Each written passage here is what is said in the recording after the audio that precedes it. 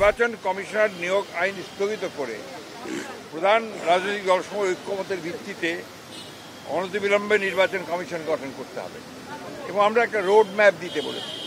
নির্বাচন কমিশন কবে নির্বাচন হবে সে আমরা একটা রোড ম্যাপ দিতে বলেছি।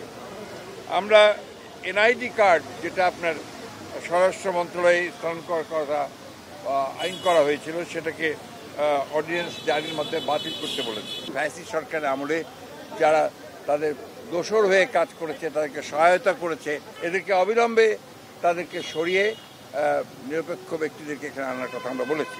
শেখ হাসিনা ভারতে আছে, ভারতের থেকে তাকে কেন্দ্র করে তার মাধ্যমে যে সমস্ত ক্যাম্পেইন চলছে, প্রচারণা চলছে, যে অপপ্রচার চলছে, সেই বিষয়গুলো হতে পারছে এই জন্য যে সে ভারতে আছে।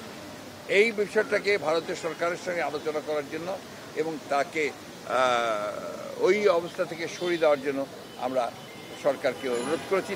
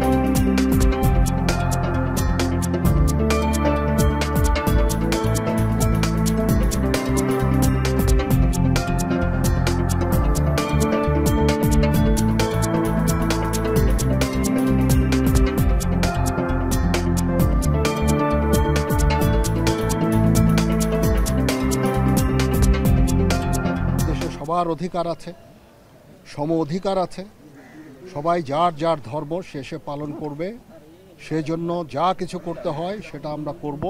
আমরা যে এখন মাঠে আছি, আপনারা নির্ভয়ে আপনাদের পূজা মণ্ডপে যাবেন, আপনাদের এই পূজা করবেন এবং আপনাদের যেই এই পরব যেই এটা সুন্দরভাবে আপনারা উদযাপন করবেন।